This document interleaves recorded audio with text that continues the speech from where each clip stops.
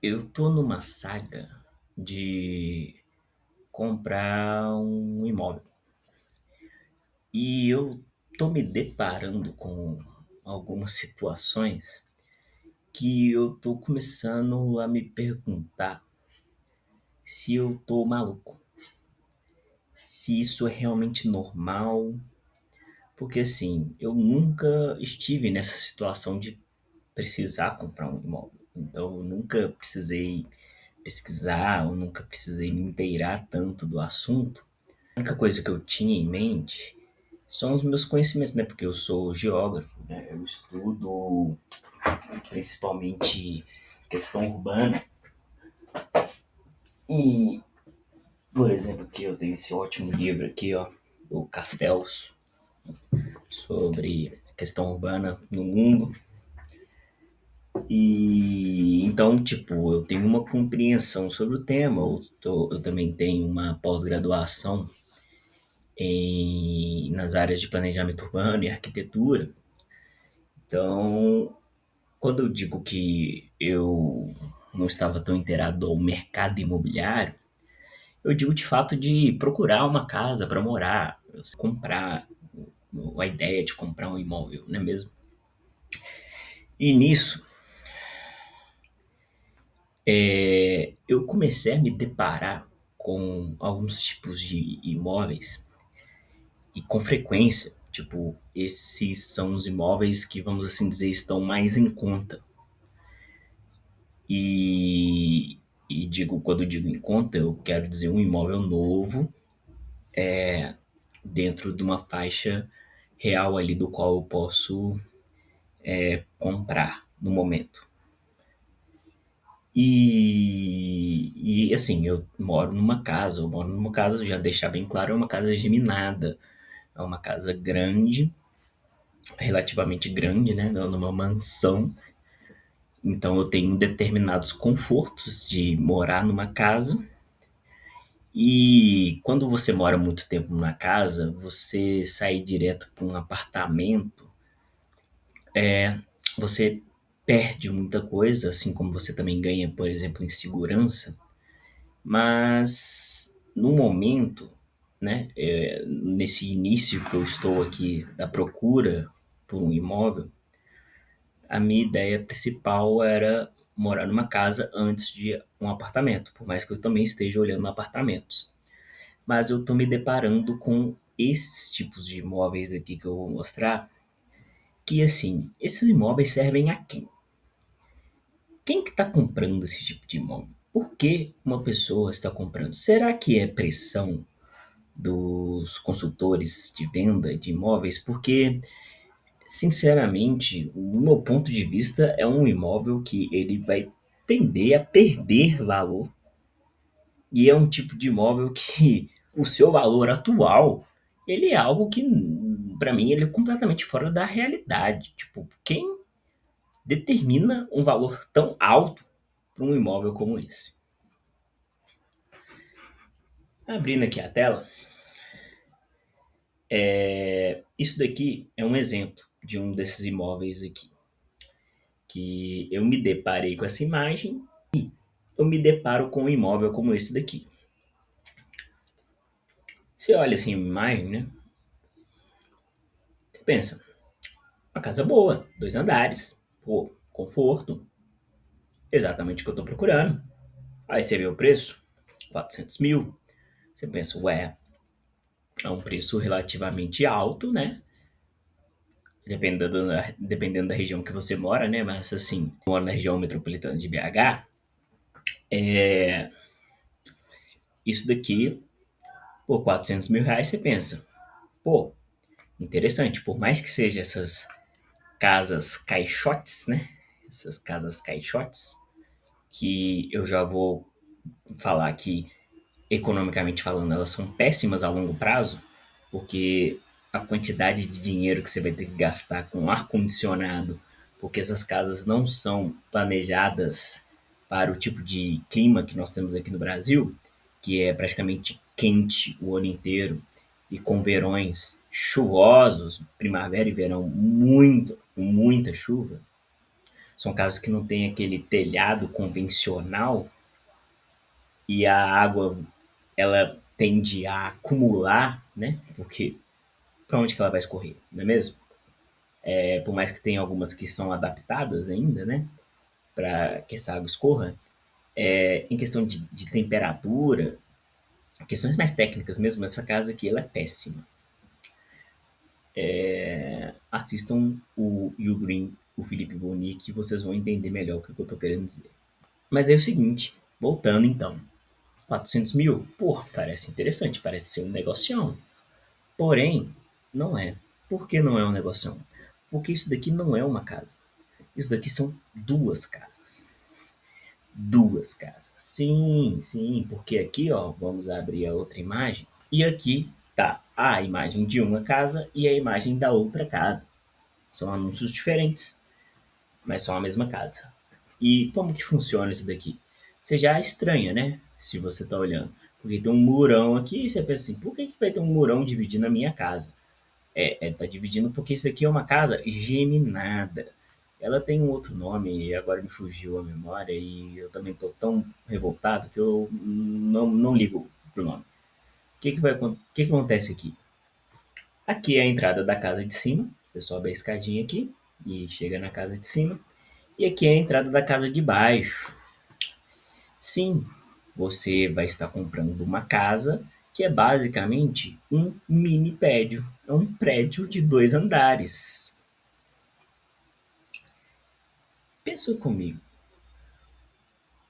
por que, se eu estou querendo morar numa casa, eu vou gastar o meu dinheiro suadinho para morar numa casa que eu vou viver numa mesma lógica de apartamento? E pior, não é nem um apartamento convencional, com síndico, no qual pode mediar conflitos. Aqui eu posso estar morando com uma pessoa no qual eu tenho um mínimo de contato e qualquer coisa que eu queira fazer de forma estrutural da minha casa, eu teoricamente teria que pedir uma autorização e vice-versa, independente de qual andar que você está morando aqui. Então, por que eu gastaria meu dinheiro em uma casa assim e não iria ali, por exemplo, morar num apartamento? Porque por 400 mil reais eu poderia comprar um apartamento também relativamente bom na região ali que eu estou procurando. E aí eu começo a ficar pensando, as pessoas estão comprando essa casa? E aí nas voltas que eu dou pelos bairros que eu vejo essas casas, e eu vejo pessoas morando nessas casas. E eu conheço uma pessoa que mora num tipo de casa como essa daqui. E essa pessoa, ela fala que de fato parece que você está morando num apartamento.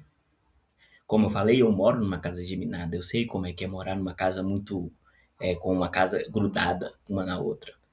E assim, tem obviamente uma perda de uma privacidade, mas é uma perda assim, vamos assim dizer, mínima. Os muros aqui são altos, eu não escuto, eu praticamente não vejo os meus vizinhos, por mais que eu tenha uma boa convivência com eles. São vizinhos que moram aqui há muitos anos, mas assim,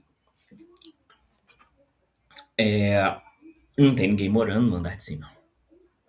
Não tem ninguém morando no andar de baixo, na verdade nem tem andar de cima. O andar de cima eu só. Não tem ninguém morando embaixo. É todo mundo aqui morando nessa mesma casa aqui, uma questão familiar. Aqui você pode estar morando com uma pessoa completamente desconhecida, no qual você vai ter ali uma relação basicamente como de apartamento, só que sem um síndico para poder mediar. Não que síndico resolva muita coisa, né? Mas assim, não tem. Então qualquer coisa que eu teria que fazer aqui dentro dessa lógica para tentar mediar, eu e o cara que está morando ali. E isso pode causar muitos problemas. Agora pensa numa outra coisa. Você consegue imaginar uma casa como essa se valorizando com o tempo? Porque ela vai ser um terreno, o terreno você não vai ter controle, basicamente você não vai ter controle sobre ele, porque primeiro, essa parte aqui, ó, da escada aqui, ó, embaixo, ela é parte da casa também. Ela é parte da casa de baixo. Por mais que tenha aqui o murinho dividindo, ela é parte da casa de baixo. Bizarro, não é mesmo? Mas não, são duas casas diferentes. Essa daqui, então, é uma parte da casa de baixo, enquanto a parte de cima é uma outra casa. Então, imagine o seguinte: você recebeu uma ótima proposta para poder vender o terreno, porque uma pessoa quer construir um prédio aqui. Você vai precisar do outro cara também aceitar essa mesma proposta e talvez ele não aceite. Ou às vezes ele quer aceitar uma proposta para vender e você não aceita. Consegue perceber o problema disso?